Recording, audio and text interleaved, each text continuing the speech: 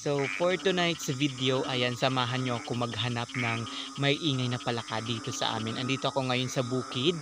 Ayan, dahil wala akong magawa sa buhay, lumabas ako ng bahay.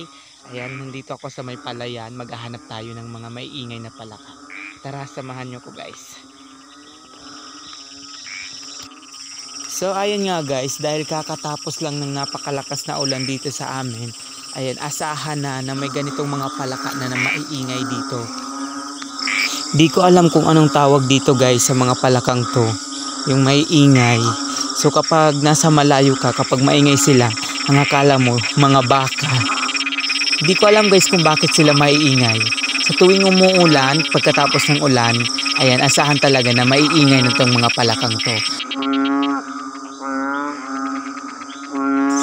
Ayan guys, ganito pala yung itsura nila kapag maingay. Para silang lobo, ang sarap utukin. Ayan, nagbabibrate pa yung tubig kapag lumulobo yung ano nila. Ano yung tawag dito? Para silang may goiter.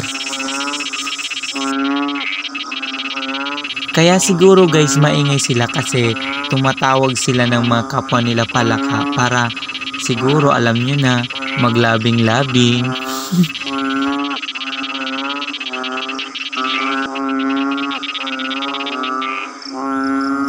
At ayan nga guys, may nakita pa akong isa oh.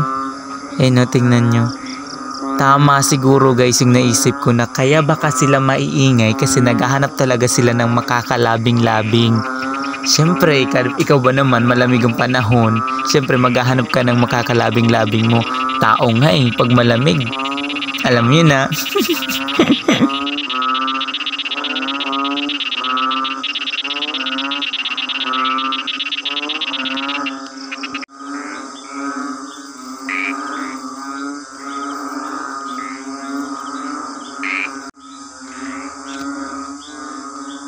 Pero nga pala guys, sa tingin nyo, kinakain ba tong palakang to?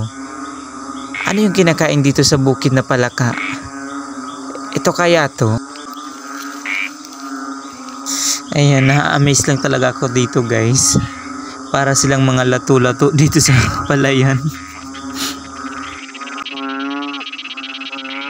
Ayan nga guys, uuwi na nga ako dahil parang may iba na ako nararamdaman. Tumatayo ng balahibo ko.